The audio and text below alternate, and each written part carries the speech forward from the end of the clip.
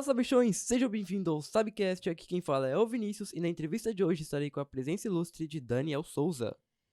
Boa noite, pessoal. Vinícius, uma honra estar aqui no Sabcast. Obrigado aí pelo convite. Estaremos falando hoje sobre futebol. E aí, você gosta de futebol? Tem algum time favorito? Gosto. Eu amo futebol e meu time favorito é o Santos Futebol Clube. Bacana, grande peixe. Tem acompanhado os jogos do Santos, alguma coisa assim? Tá até difícil de acompanhar os jogos do Santos, né, Vinícius? O Santos tá muito mal, tanto no Campeonato Brasileiro, já vem mal no Campeonato Paulista, sempre aí disputando para não cair. É o único clube, né, um dos clubes, né, grandes que nunca caíram. Então é triste acompanhar o Santos, mas sempre que posso, tô acompanhando. Acompanho também muito o futebol feminino e o futebol de base, também do Santos e de outros clubes. Então, futebol, na verdade, é o que eu gosto de ver. Não gosto mais de jogar porque não consigo mais, estou meio gordinho. O Santos, que nas últimas rodadas conseguiu sua vaga para a Sul-Americana, né? Tentou até para Libertadores, mas infelizmente, graças ao último resultado, não conseguiu. E o que você achou do último jogo do Santos contra o Avaí? Vinícius, assim, a vaga para a Sul-Americana é muito simples de ser alcançada, né? Assim, é mais do que a obrigação do Santos, até porque apenas dois clubes não se classificam para a Sul-Americana, o 14º e o 15º. Depois temos já o 16º, que é zona de rebaixamento e desceria para a Série B. Então, a partir do 14º colocado, né, essa pontuação para a Sul-Americana ela é muito simples. Então, assim, para a grandeza do Santos, deveria estar muito mais próximo até mesmo de uma pré-Libertadores. Teve próximo, né, com alguns pontos que perdeu, principalmente para o último jogo do Avaí. Isso dificultou muito. Ainda tem chances matematicamente de conquistar a pré-Libertadores, mas realmente a Sul-Americana é a única competição que o Santos conseguiu se classificar para 2023. Voltando a esse jogo contra o Avaí que você falou, foi nessa rodada também que o Santos fez um resultado que surpreendeu muitos torcedores. Ninguém esperava que o Santos fosse empatar com o Avaí. Santos que veio pra ganhar, ele veio pra conseguir os 3 pontos e tentar chegar na Libertadores. Porém, com esse empate dele, não deu muito certo. O que você achou desse empate? Foi uma frustração muito grande, né, para todos os torcedores do Santos. Eu faço algumas coberturas no canal De Olho no Peixe, que é um canal no YouTube que só fala do Santos. E a gente fez o pré-jogo e toda a torcida, né, que entrava nos comentários do YouTube era 4-1, 5-1, 7-0. Então, naquela ilusão, né, que o Santos iria vencer fácil o lanterna, né, da competição, um dos lanternas da competição. E foi bem horrível o jogo, né? Foi bem diferente. O Santos até marcou um gol bem no comecinho, né? Com um pênalti que o Marcos Leonardo sofreu. Ele mesmo bateu e fez o primeiro gol. E já na sequência, o Santos não teve nenhum tipo de ganho em cima do Avaí. Perdendo todas as bolas no meio de campo, tomando sufoco até o gol do Avaí, até o empate, né, do Avaí ter saído. E dali para lá foi um show de horrores o jogo, foi muito ruim. A torcida fez sua parte, tivemos 18 mil torcedores, né? Cabe mais na Arena Barueri, mas de certa forma o estádio estava apoiando o clube, mas realmente esse elenco ele é bem limitado. Então foi um jogo muito ruim, onde a gente deixou escapar 3 pontos, né? 2 pontos, né? Porque a gente ainda conseguiu um, mas se afastou praticamente muito da zona de classificação para pré-Libertadores, né? Exatamente. Você falou sobre a Arena Barueri, né, o jogo do Santos e Avaí, um fato que surpreendeu alguns torcedores, é o fato de não ter sido na Vila Belmiro, um jogo tão importante para o Santos, não ter o apoio da sua torcida exatamente em Santos. Foi em São Paulo o jogo. Você sabe a razão de não ter sido na Vila Belmiro? Então, é uma reivindicação que todo presidente do Santos, isso há muito tempo, ele sofre, né? Porque tem que mandar jogos em São Paulo, porque a torcida do Santos na capital ela também é muito grande, né? Tem alguns estudos que falam que tem mais torcedores fora de Santos do que na própria cidade de Santos. Então, sempre é uma reivindicação, né? Um pedido muito forte desses torcedores que moram na capital. Então, geralmente, o Santos ele manda alguns jogos que era na época que o Pacaembu ainda estava em atividade. Hoje o Pacaembu ele passa por algumas reformas, né? Ele só vai ser entregue, se não me engano, em 2024, 23 para 24. Então, assim, o Santos fez uma parceria com a Arena Barueri, que é uma arena pública, né? Da própria cidade de Barueri. A cidade de Barueri, para você para você ir até o estádio, né, você tem que ir de trem. Então isso também prejudica um pouco. Então ela é afastada da capital, um pouco afastada, né? Então assim, isso dificulta um pouco para a torcida do Santos, mas eu acho que a torcida do Santos deveria aproveitar mais, o pessoal da capital, aproveitar mais esses jogos em São Paulo. A Arena tem capacidade para 30 mil e nesse jogo do Avaí só tinha 18 mil. Mas volto a repetir, o elenco do Santos é muito fraco, o time é muito fraco. E na época que a gente tinha Robinho, Ganso fazendo grandes partidas, até mesmo no Nordeste, quando o Santos ia jogar, lotava. Então isso é uma dificuldade de você trazer torcedores quando você tem um time muito limitado, você não tem ídolos jogando, né? Você não tem bons resultados, então isso afasta o torcedor de certa forma, né? Exatamente. E falando agora sobre você, como que foi o seu primeiro contato com o esporte? Cara, meu contato com o esporte foi jogando bola mesmo, principalmente nas aulas de educação física. Eu peguei uma época muito boa aqui em Cubatão, onde a gente tinha professores de educação física que montavam times, né, para disputar tanto os jogos colegiais, que também eram jogos muito importantes aqui na cidade, onde a gente disputava com outras escolas. Eu estudei por muito tempo no Padre José de Anchieta, no Costa Silva. Então, os meus professores de educação física, eles montavam tanto times de futsal, de vôlei, de basquete, e a gente tinha uma rivalidade muito grande com outras escolas. Então, isso despertou, de certa forma, essa vontade de participar muito, tanto não só de futebol, né, mas muito de futsal, muito de vôlei, de basquete. Eu não tenho uma estatura muito grande por basquete, então acabei ficando mesmo pelo futebol.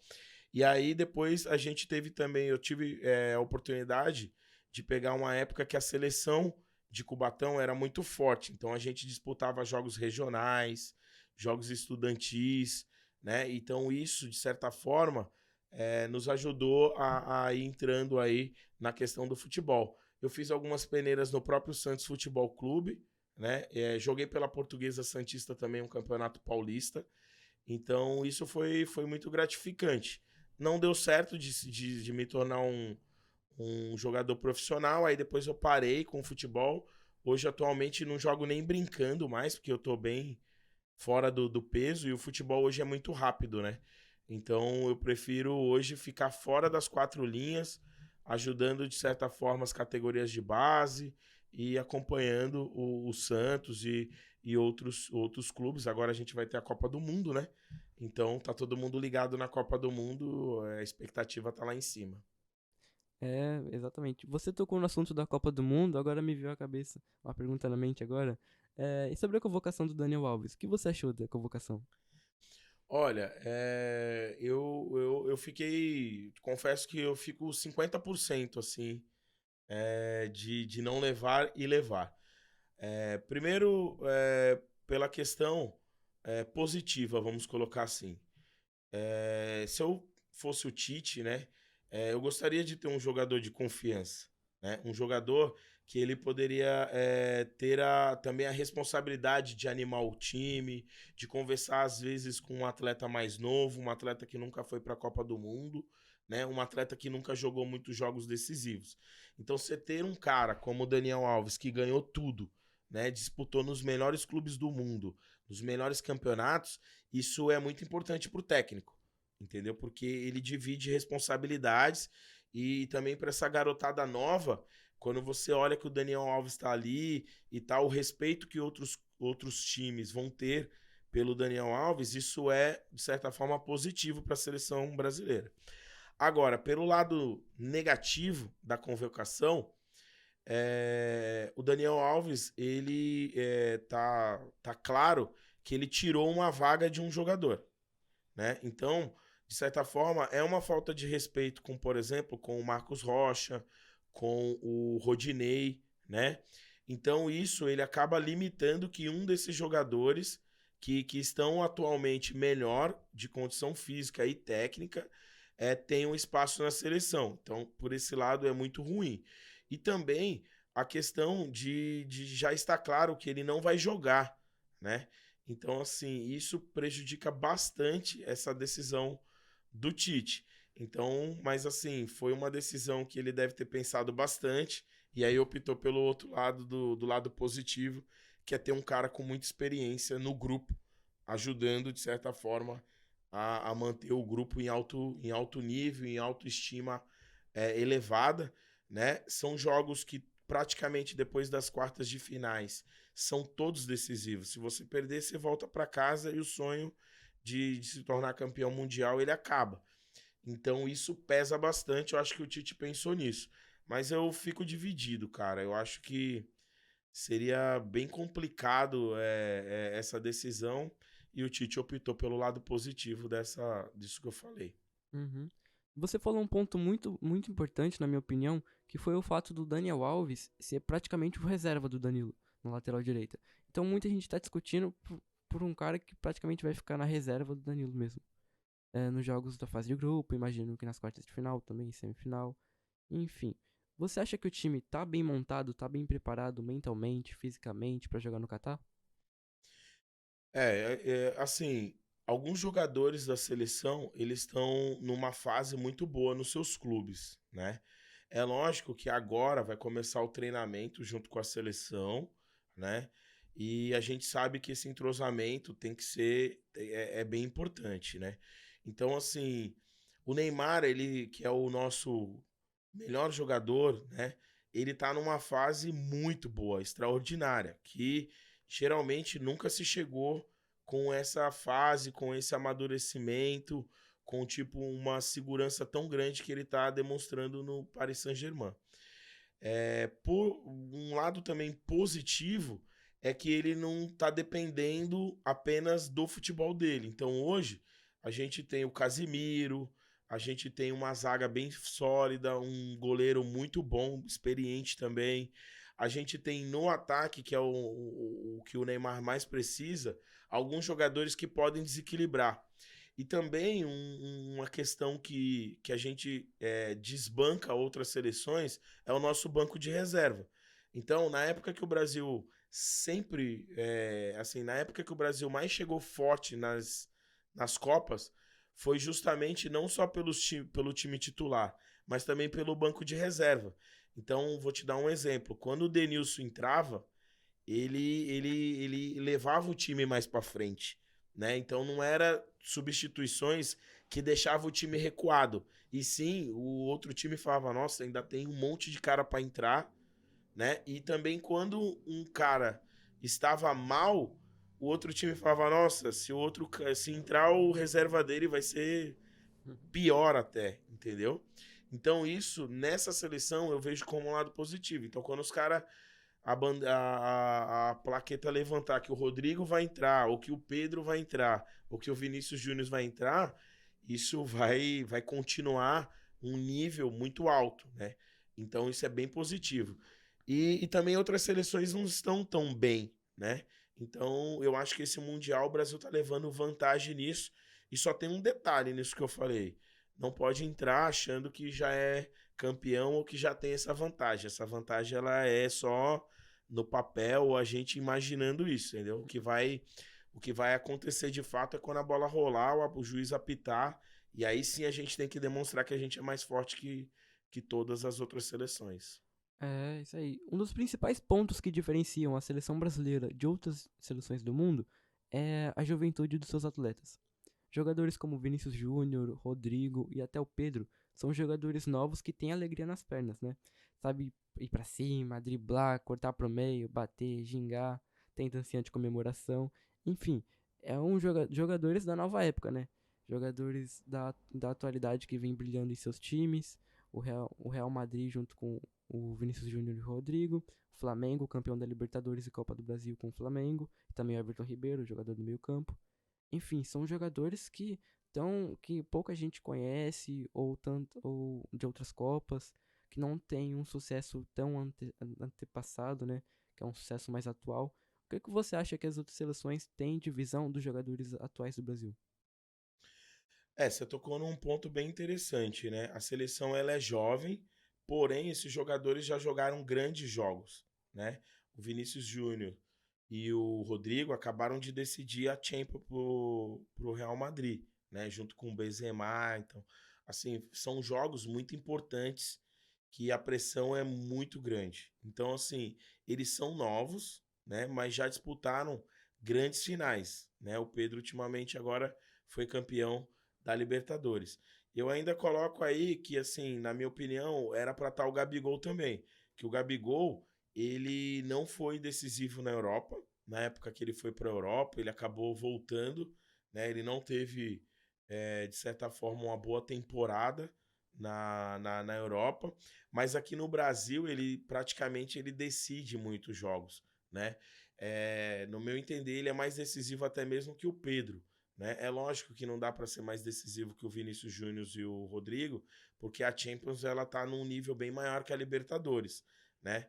Mas esses jogadores eles vão ser muito importantes nessa questão que a gente coloca da preocupação, principalmente das defesas das outras seleções, né? Então, com certeza, assim, vários times, a gente vai ver isso na primeira fase, que vão jogar muito recuados, né?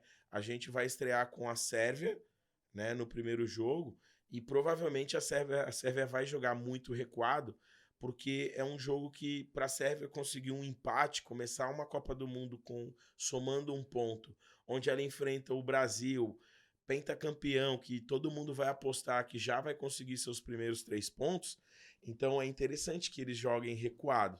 E aí a gente precisa desses jogadores que vão fazer a diferença num drible, numa jogada individual. É importante também pensar que o Tite tem que deixar esse time bem leve, né? O esquema tático ele tem que ser bem definido para que a gente ataque, ataque, ataque, até que a gente consiga furar essas barreiras.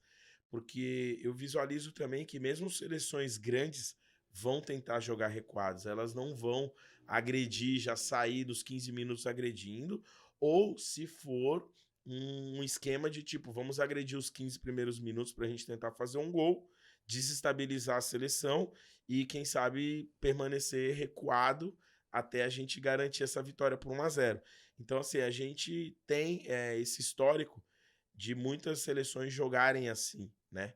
Então, para defender é muito mais fácil, né, de certa forma, quando você faz um primeiro gol, então você põe lá, 9, 10 jogadores atrás e você começa a desequilibrar o outro time mentalmente, onde as coisas não começam a acontecer e você acaba saindo derrotado. Esses jogadores podem fazer a diferença em qualquer um desses lances, né? Driblar 2, 3 e aí abrir um espaço na defesa do adversário, empatar e virar o jogo. Isso aí. Outro jogador que eu não havia citado anteriormente, mas que o Tite também convocou, foi o Gabriel Martinelli. Eu confesso que eu não estava acompanhando muito a carreira dele no Arsenal, o que ele estava fazendo por lá, mas me aprofundando um pouquinho mais, eu percebi que ele é um dos jogadores com mais jogadas criadas para gol na Premier League. O que me deixou impressionado, porque ele é jovem ainda. Se eu não me engano, tem 21 anos, 21 anos por aí. Já no Arsenal, um time de Premier League grande da Europa e criando tantas jogadas assim. Você acha que esse trabalho é mais mental dele ou da equipe de preparação dele? Então, falando desse jogador, eu também andei estudando um pouco ele. Esse jogador, ele foi formado no Ituano, né? O Martinelli, ele foi formado no Ituano. E o Ituano, ele é de um projeto do Juninho Paulista, que hoje é coordenador da seleção, é o braço direito do Tite. Então, eu acho que a convocação do Martinelli passa muito por isso. Ele tem um scout, né, que a gente fala que são as estatísticas, muito positivo, né? E é um jogador que, de certa forma, ainda não jogou jogos grandes, não jogou muito pela seleção, pouco foi utilizado na seleção, né? Mas as estatísticas são muito positivas e ele levou vantagem porque o Juninho conhece muito bem ele. Então, o Juninho, na época que o Juninho formou o Ituano, fez uma parceria com o Ituano, esse jogador foi muito bem treinado, foi muito bem assessorado nas divisões de base. Inclusive, ele já foi direto, ele nunca passou por um time grande, né? Podemos dizer assim, daqui do Brasil. Ele já foi direto para a Europa, onde na Europa o treinamento e a parte técnica e tática é muito mais elevada que qualquer clube aqui do país, né? Então, acho que o Martinelli levou vantagem nessa questão. Porém, assim, eu não teria levado o Martinelli, eu ainda teria levado o Gabigol no lugar dele, por entender que o Gabigol é mais decisivo. Vou te dar um exemplo. Eu acho que o Gabigol, ele é um cara muito, que a gente fala no jarrão do futebol, cagado. Então a bola, ela sobra para ele. A bola, ele pode entrar num jogo e num escanteio, a bola vai fazer um rebate, vai ficar pipocando e ele vai colocar para dentro. Eu não sei se o Martinelli teria essas chances, entendeu? Então, assim, eu imagino também que o Gabigol, ele tá mais preparado para entrar, por exemplo, como a gente comentou, tá 1-1, tá uma retranca tremenda. Eu imagino até a gente chegando no terceiro jogo, que é contra Camarões, e se a gente precisar do resultado para se classificar, é um jogador que eu optaria por colocar ele faltando 10 minutos, porque eu acredito muito que a bola pode até bater nele e entrar, entendeu? Então, assim, o Martinelli, ele tem as estatísticas melhores, mas na questão de aproveitamento, o Gabigol, ele é muito mais assertivo, principalmente em jogos mais difíceis, né? Sim. O Gabigol, que mesmo com o Pedro, que é um grande jogador ao lado dele, também tá mantendo destaque na equipe titular. Conseguiu formar um ataque junto com o Pedro, e agora os dois estão aí embalados. No Brasileirão, Copa do Brasil, Libertadores, sempre O tentando melhorar. Pedro se beneficiou, né? Porque alguns treinadores não entendiam que eles poderiam jogar juntos, né? E com essa mudança de alguns treinadores que perderam espaço no Flamengo, com a chegada do Dorival, o Dorival conseguiu montar um esquema onde deu para jogar Pedro e Gabigol. Então, o Pedro acabou tendo uma vantagem em cima do Gabigol, né? Porque o Pedro, ele é um jogador que ele se movimenta de certa forma mais em direção ao gol, né? Ele consegue ser um centroavante e ao mesmo tempo ele cai pelas laterais. Então, com o Everton Ribeiro e com o Arrascaeta, o jogo do Pedro flui melhor, né? Então, quando o Pedro, os treinadores não entendiam que davam para jogar com o Gabigol, o Pedro ficava no banco e ficava um pouco apagado, né? E aí depois o Pedro entrou, ficou os dois e o Pedro acabou sendo um jogador, de certa forma, com mais assertividade que o Gabigol. Mas assim, muito difícil escolher entre os dois. Eu teria levado os dois, até porque eu teria o Everton Ribeiro, que tem entrosamento com dois jogadores. Então eu também vejo que ele ganharia do Martinelli nesse quesito. Então você imagina se você precisa, de certa forma, utilizar o Everton Ribeiro como titular. Né? Vamos imaginar que o Paquetá esteja mal, vamos imaginar que aconteça alguma coisa no meio de campo.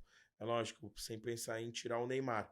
Mas se o Everton Ribeiro entra, eu teria dois jogadores que têm entrosamento com ele, sem eu precisar treinar muito, porque eles já jogam praticamente juntos há mais de um ano. Esse é um detalhe muito importante, que é a questão do entrosamento, né? Muitos jogadores já se conhecem, seja por clube, ou mesmo por jogar na seleção, ou até por Campeonato Brasileiro, campeonatos europeus. Enfim, é uma equipe que já jogou junto, todos os jogadores praticamente já se conhecem, já tiveram oportunidades de jogar junto e também se conhecem. Você acha que isso pode influenciar nos resultados? Confiar que, eu não vou marcar aquela pessoa porque eu sei que esse aqui vai marcar. Eu não preciso ir, eu conheço ele, sei que ele vai marcar. Você acha que isso pode atrapalhar mentalmente ou até ajudar? Na verdade, assim, a maioria, né, quase 90% da seleção é de jogadores que jogam na Europa, né? Então, assim, a intensidade facilita, porque vai ser uma intensidade totalmente europeia, né?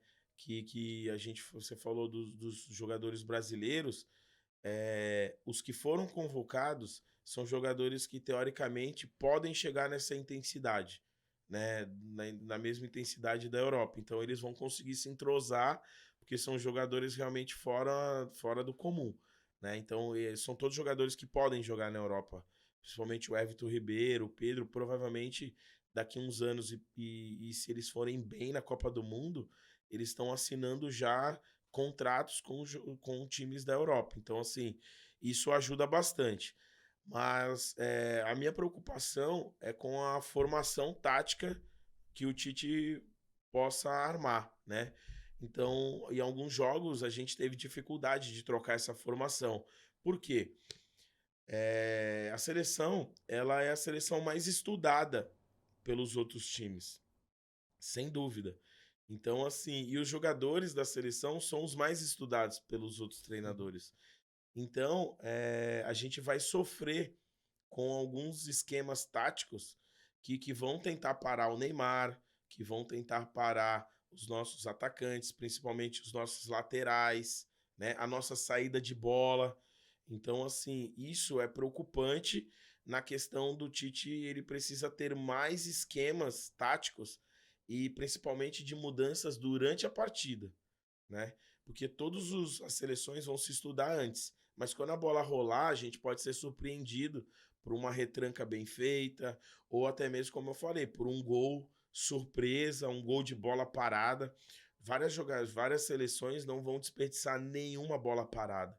Então vão ter muitas jogadas na nossa área, vão ter muitas jogadas de escanteio que realmente uma falha pode já causar um gol. E aí minha preocupação é no esquema tático e não com os jogadores, né? E assim, na Europa, esses jogadores, eles são doutrinados a obedecer taticamente, né?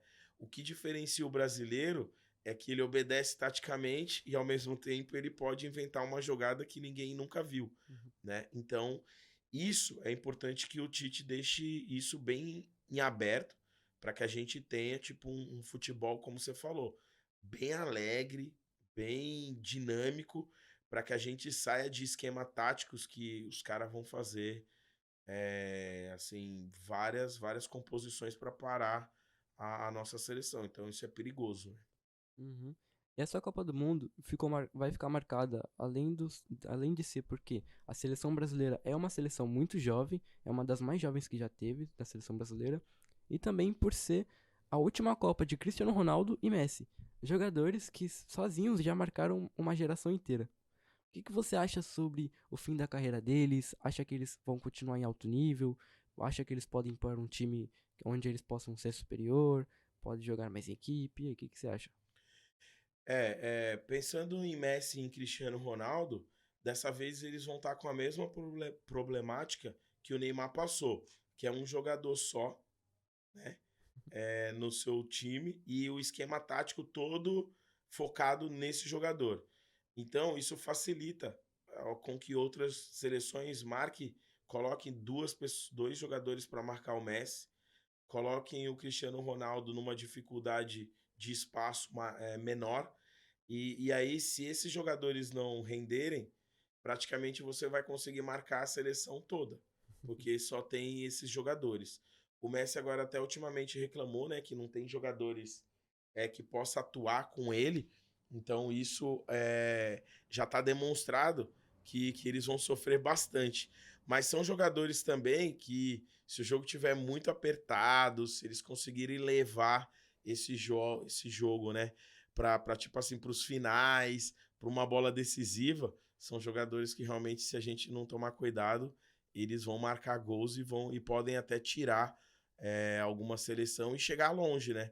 Porque assim, automaticamente, se o Messi, se a Argentina, né, ou Portugal chegar nas quartas de finais, vencer, aí eles vão para as oitavas e depois eles vão para as semifinais, isso vai deixar eles com muita moral. Então, de certa forma, se deixar chegar grande em semifinal, é uma seleção que realmente ela pode surpreender e, quem sabe, ser campeão, principalmente a Argentina. A Portugal, eu acredito que não. Mas a Argentina, se deixar chegar, os argentinos sabem jogar muito bem esse tipo de jogo que é Copa do Mundo, que é jogo decisivo, mata-mata. Então eles são bem espertos nisso. Isso. A Argentina também que tá com os olhares a mais no elenco. Até por vencer a última Copa América que teve aqui no Brasil. Foi um jogo interessante, né? O Brasil sempre em cima, a Argentina jogando no contra-ataque, até o gol do Messi, não, do Di Maria, perdão. Foi por uma bola longa, no erro do Renan Lodge, que a gente não vai criticar aqui, mas enfim, foi um jogo até que equilibrado, com a vitória da Argentina. E essa vitória também colocou muitos olhares na seleção argentina. O que você acha que a pressão da Argentina? Você acha que estão tranquilos, estão pressionados? O que você acha? A pressão maior tá em cima do Messi, né? Porque ele precisa, realmente seria importante para ele na carreira, ele conquistar a Copa do Mundo, título que ainda falta para ele, como também para o Neymar e como também para o Cristiano Uhum. Ronaldo. Então, para a Argentina vai jogar pelo Messi. Isso também, de certa forma, anima todos os outros jogadores, porque, de certa forma, eles não vão ter tanta pressão de perder uma Copa do Mundo, mas se eles ganharem, eles vão estar marcados pro resto da vida, né? Então, assim, a Argentina joga com um pouco menos de compromisso, tá? Mas, cara, o argentino, ele é fanático por futebol. Então, assim, a torcida também. Eu fiz uma pesquisa aí. A Argentina foi a torcida que mais comprou ingressos da América do Sul. Então, assim, eles vão em peso pro Catar. E isso muda completamente o clima do jogo, né? Então, é um clima que possivelmente eles gostam bastante. E se eles começarem a fazer grandes jogos, é muito difícil para a Argentina, cara. É. E falando mais sobre a Copa do Mundo, e na minha opinião, o grande vexame dessa Copa foi o fato da Itália ter ficado de fora dela. O que você acha sobre a seleção italiana ter ficado de fora? Você acha que ela poderia ter entrado se mudasse alguma coisa? Ou a forma do time jogar? Enfim, o que você acha? Eu não me surpreendo mais porque o futebol ele tá muito parelho, né? Todas as equipes hoje, elas, principalmente as seleções, elas convocam comissões técnicas, né? Elas contratam comissões técnicas muito fortes.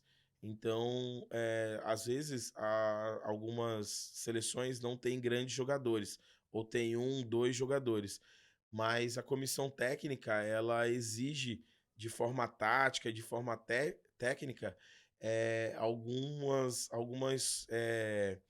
como que eu posso dizer, alguns parâmetros idênticos a de grandes seleções. Então a Itália, ela, por mais que ela tenha vários jogadores importantes, se uma seleção como a Itália vive uma fase ruim, que foi o que aconteceu, a bola não entra, o esquema tático não tá dando certo, alguns jogadores se machucaram durante a fase classificatória, Sim, sim. né? Alguns jogos assim perderam a cabeça. Então, assim, isso hoje já pode acontecer com qualquer seleção. Inclusive, é bem capaz que alguma seleção grande passe algum vexame nessa Copa, que isso está acontecendo cada vez mais em Copas do Mundo, né? Então, algumas seleções que não se classificam nem para as quartas de finais, é um vexame como a Itália passou na fase de classificação para a Copa. Então, assim, isso demonstra que várias seleções, principalmente as seleções do mundo, elas se preparam muito, elas têm mais tempo para treinar. Os seus jogadores, eles estão, dessas seleções mais teoricamente mais fracas, eles estão mais disponíveis para estar treinando, né? Já que eles não têm vários jogadores jogando em grandes clubes. Então, de certa forma, isso facilita e deixa o jogo bem parelho, né? Um outro destaque que a gente pode colocar são seleções asiáticas, né? Japão. Então, assim, são seleções que fisicamente são muito boas e cada vez mais eles estão se aprimorando na técnica e na tática. Então, é bem capaz que alguma seleção passe algum vexame como a Itália passou. Mas, sem dúvida, é ruim para a Copa do Mundo, né? Porque a Itália, ela é tetracampeã do mundo, né? Para o Brasil isso é muito bom, porque a gente já ficou aí, já vai garantir essa questão de ser a única seleção penta, né? Por mais tempo, é óbvio que a gente tem a Alemanha, que também é tetra, então, desbancando a Alemanha, por mais que a gente perca a Copa, o Brasil ainda é pentacampeão. Mas para quem gosta de futebol é muito ruim, né? Ver a Itália fora da Copa do Mundo. É. Você falou sobre as seleções asiáticas, mas não só asiáticas, mas também as africanas nessa Copa também, como é o caso da Tunísia, Marrocos, Coreia do Sul, o próprio Japão. Enfim, eu acho que isso se deve também, como você falou, pelo futebol parelho, que hoje em dia não dá mais pra você cravar quem vai ser a campeã do mundo. É claro que existem umas favoritas, como é o caso do Brasil, França, Alemanha, Argentina, são exemplos de times favoritos, mas não dá pra ter uma certeza de quem você acha que vai ganhar, não dá pra cravar com exatidão. E eu gosto muito disso também porque o futebol tá se renovando. Não temos mais algumas estrelas antigas, como foi o caso do Xavi, do Iniesta, essas feras espanhóis que jogavam muito. Eu acho que não tá tendo mais é, tantas personalidades que jogaram antigamente que estão tendo tanto destaque. Na minha opinião, o futebol tá se renovando muito, jogadores muito novos, estrelas com menos de 20, 25 anos. E acho que o futebol tá sempre se renovando. Você acha que isso se deve a fator do avanço tecnológico, é, é, metas dos próprios times, seleções, investir em categorias de base, renovando contratos? O que você acha? É, por alguns estudos que eu fiz, alguns especialistas colocam que a parte da globalização é o que mais melhorou na questão do futebol, né? Então, assim, alguns clubes, como o Paris Saint-Germain, que tem aqui já em São Paulo o Paris Saint-Germain Academy, então eles trazem investimento para que eles mesmos treinem as nossas categorias de base. E aí fica muito mais simples eles descobrirem alguns talentos. Então, de certa forma, essa globalização, ela melhorou bastante também na África, né? Então, a África, tanto a Ásia, como você falou, e a América aqui do Sul, já recebem esses aportes, tanto financeiro quanto de gestão, né? Gestão do futebol, gestão de administração, gestão da parte física, né? Desses atletas, alimentação, nutricionista, psicólogos. Então, isso, de certa forma, com a globalização, fica mais fácil de profissionais virem até o Brasil, irem até a África, né, percorrer o mundo e montar suas bases para que esses talentos, de certa forma, apareçam mais rápido, né, e mais cedo também. Então, hoje, um jogador de 13, 14 anos, ele já é altamente monitorado por alguns clubes.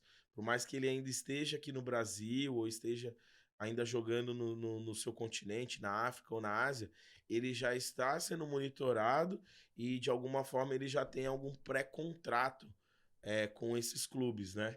E aí tem um fator também que a gente vai ver muito agora aqui na Copa do Mundo, que são a migração desses jogadores.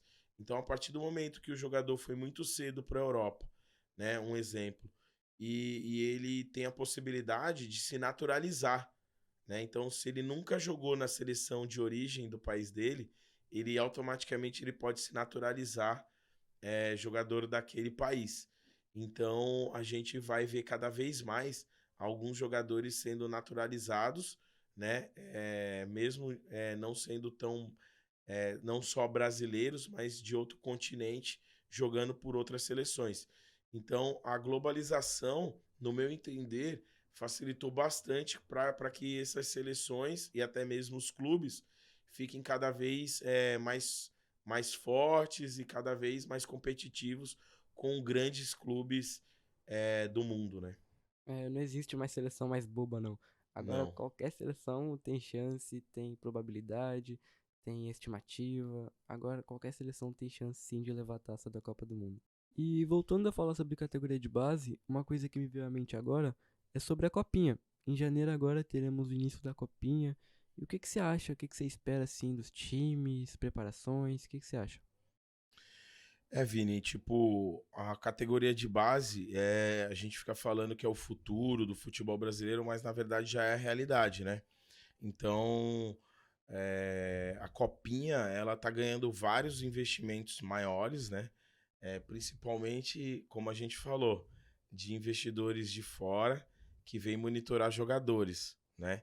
Então, os times, né, de maior expressão, Santos, Corinthians, Vasco, Fluminense, todos esses times que a gente pode considerar que são times de primeira divisão, geralmente esses jogadores já têm vínculo fixado, né? Então, assim, é muito mais difícil desses observadores conseguirem já levar esse time sem antes passar com o clube. Então, eles já têm praticamente vínculo federativos com esses clubes. Mas a Copinha, ela recebe muitos jogadores do Brasil inteiro. Então, tem time que vem do Mato Grosso, de Roraima, do próprio Nordeste, do sul do país. Então é uma ótima oportunidade para esses jogadores demonstrarem, né, o seu futebol. E também a gente sabe que muitos desses times às vezes conseguem passar de fase e os jogos hoje, né, são televisionados, né, passam pelo YouTube. Então, assim, esses jogadores têm uma grande chance de serem descobertos, né, tanto pelos clubes de primeira divisão, quanto por observadores que vêm de fora observar principalmente a Copinha, né? E para encerrar, acho que não tem como deixar de falar sobre o futebol feminino. Eu gostaria de saber a sua visão, sua opinião, o que, que você acha do futebol feminino? Tá melhorando, tá piorando nesses últimos tempos? O que, que você acha? O futebol feminino é um assunto que eu gosto bastante, né? Até porque a minha filha faz narrações de futebol.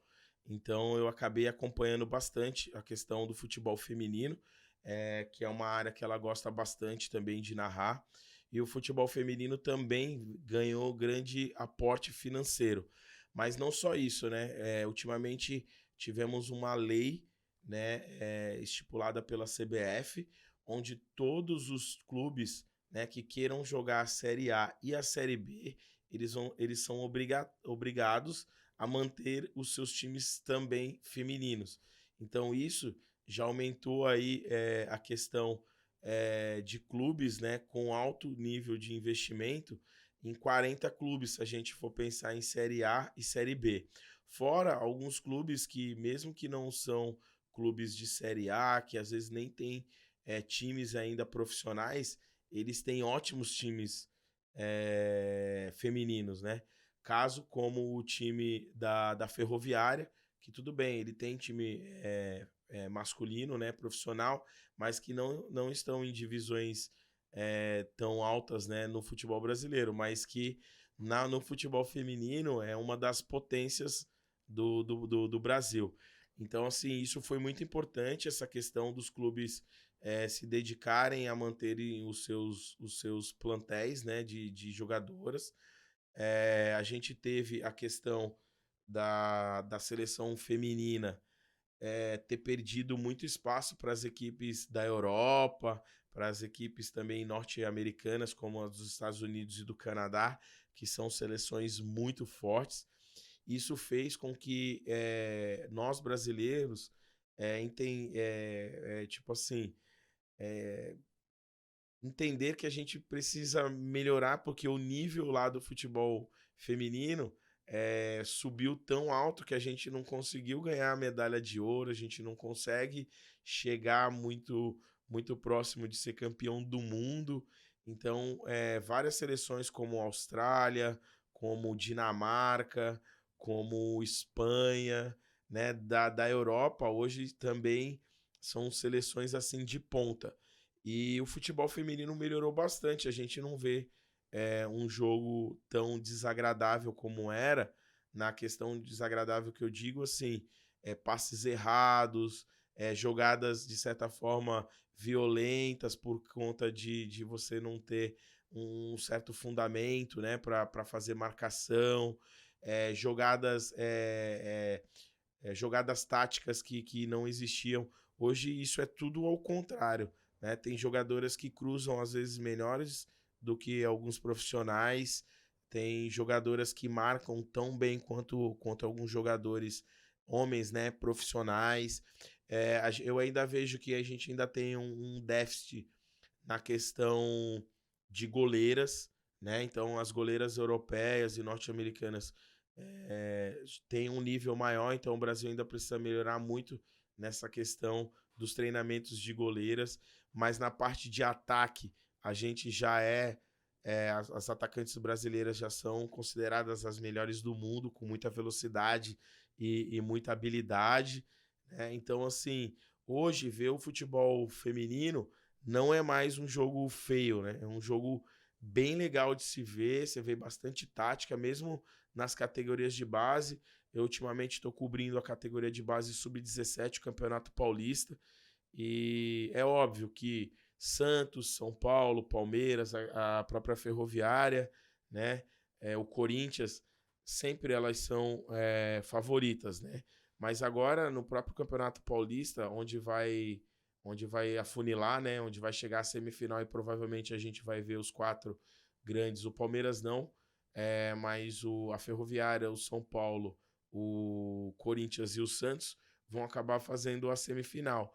Então vai ser uma semifinal de alto nível, assim, bem disputada, com jogadoras muito eficientes, bastante gols, marcação, esquema tático. Você consegue entender que realmente chegou num nível parecido com o do futebol masculino. E é legal que o futebol feminino tem muita escala para melhorar. Então, quem puder estar acompanhando o futebol feminino vai ver toda essa evolução do futebol de perto, né? Então, para quem gosta de futebol, isso é muito interessante.